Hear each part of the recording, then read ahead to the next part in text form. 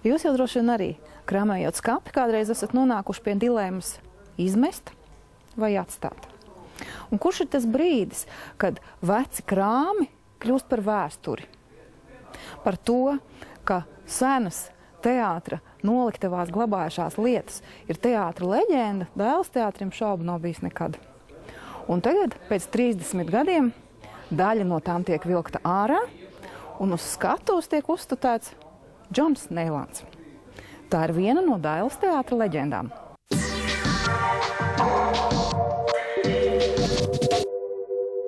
Eisēns skatuves bildēm par avantūristu un lielībnieku Jāni Jaunzemu, kurš laika garam un varām iztapdams nolēmis saukt sevi par Džonu Neilandu, ir daudziem latviešiem kopš bērnības pazīstamās dziesmas, kuras izrādās ir no šīs leģendārās izrādes. Un krāšņas, mūsdienu valodā runājot, darbojošos personu frīkšaus. Kā smējies, kur Anglijai karaliene, tur Dailes teātrim Džons Neilands. Cik smaga ir tādas leģendas nasta? Godnieks tas gan bija lielais godnieks viņš, ordeņus no svīna, apkaklu katram tīna. Ja godīgi runājot, es nemaz tik leģendāri nejūtos. Varbūt paldies Dievam, jo tas parasti tā kā nedaudz sasaista un uzliek kaut kādus pienākumus, bet, es domāju, ar ko šī leģenda arī ir leģenda, ka viņa tieši ar to arī ir leģendāra, ka savā bezatbildībā, teiksim tā. Balagāns neko nevar izdarīt, jā, un tā ir grūta lieta. Balagāns ir grūta lieta. Jo komēdija un farša ir grūta lieta, bet tas ir labs balagāns, jā. Aktieri Jānis Paukštela un Pēters Liepiņš, kā arī režisors Kārlis Auškāps un scenogrāfs Juris Dimiters, kurš pēc ilgāka pārtraukuma atgriezies Dailes teātrī, nav vienīgie vēsturiskā oriģināla liecinieki. No scenogrāfijas ir saglabājies tikai viens prospekts. Tas ir tiešām ļoti labi saglabājies, un šodien neviens tādu prospektu vairs uzgleznot nevar. Un, jo šodien viss tiek drukāts vienkārši. Nav tāda cilvēka, kas prasa zīmēt. Tik labi. Tas ir tīrs roku darbs, jā. Ja Juris Dimiters savu skatuves iekārtojumu jauniem materiāliem un tehniskiem paņēmieniem pielāgojas pats, tad atbildību par kostīmiem no māmas Baibas Puzinas mantojusi viņas meita Jurata Silakaktiņa, rūpīgi atjaunojot katru vecās izrādes kostīma niansi. Lai viņi atgādinātu to iestudējumu, ja, piemēram, tajā laikā bija pumpainas vestes, un šodien mēs varētu nopirkt tādu audumu, tad, protams, tajā laikā tādas iespējas nebija, līdz ar to visas pumpas tika zīmētas šeit pat uz vietas Malderzālē, tāpat ir arī šajā izrādē. Mēs esam centušies maksimāli to, ne tikai to vizuālo saglabāt, bet arī to sajūtu tās izrādes. Ir saglabājis Džona Neilanda halāts. Viņš arī šobrīd Artūram Krastiņam ir mugurā. Mazliet viņš šobrīd liekas tāds izbalējis un krīt laukā no kopējās stilistikas, bet viņam jau ir tāda muzeja vērtība, un pats aktieris arī viņu vēlējās izmantot. Viņā ir tik daudz enerģijas un tik daudz skatītāju mīlestības uzsūcies.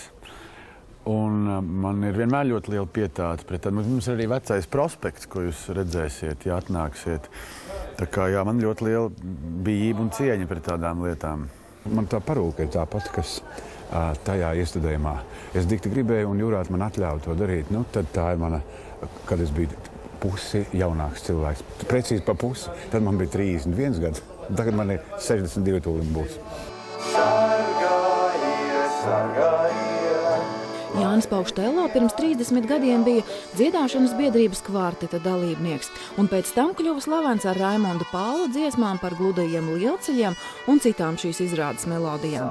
Tagad kvartetā spēlē jaunākie Dailes teātra kolēģi un spīd ar dažādu instrumentu spēli.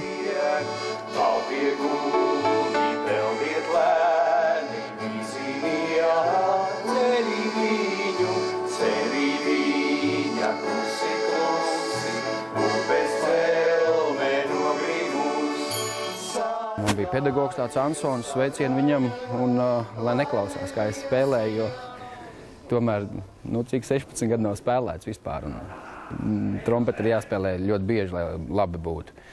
Bet ir patīkami, tādā blicītē spēlēt, tā kā, mēs varam arī uz kaut kādām bērēm aizbraukt kaut ko nospēlēt, vai uz kāzām kaut kur, vai es daļu kādu pasākumu. Mums te, grupā laikam nosaukums arī ir. Citos lustīgos pasākumos. Jā, mēs viņu reāli varam sačakarēt, jebkuru pasākumu, teiksim. 2,5 nedēļas, kā es viņu spēlēju. Jā. Tas bija pilnīgi no nulles, jo tas bija mans bēda brālis. Principā man brālis spēlē akordionu. Un tad viņš 2 gadus mācījās muziķenē, un tad tā kā man vajadzēja stāties 2. klasītē. Un es skatos, kā brālis tur griež akordionu raudādams, vienkārši es sapratu, nē, es nemācīšos tur, tā ir, neesmu mācījies. Tad es vienkārši tagad viņu kaut kā Juris, tā saka, klausies, akordionu spēlē, es saku, zinu, skaidrā godīgi neesmu tā spēlējis, bet, man ir stāstījuši, ka es diezgan labi esot kaut kad spēlējis. Protams, to neatceros.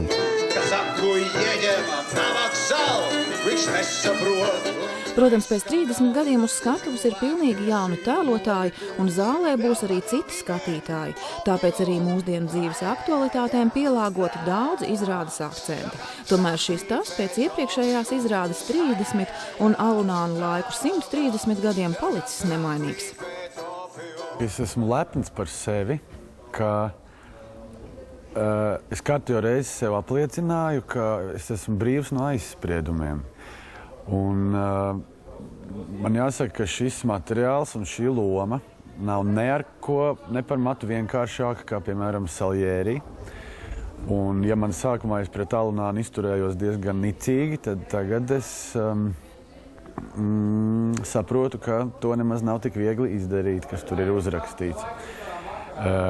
Jo mēs, varbūt atšķirībā no vecā iesudējuma, mēs mēģinam tomēr tā Neilanda lomā ielikt kaut kādu tādu ļoti šodienīgu kaut kādu skatījumu, lai skatītāji atpazītu, un šādi cilvēki ļoti daudz. Un viņš iet cauri dažādiem ēles lokiem. Mūzika jau ir mūžīga, teksti ir tādi mūžīgi, pārmūžīgi, un tas alunāna, tas uzstādījums, viņš jau darbojās arī līdz mūsdienām.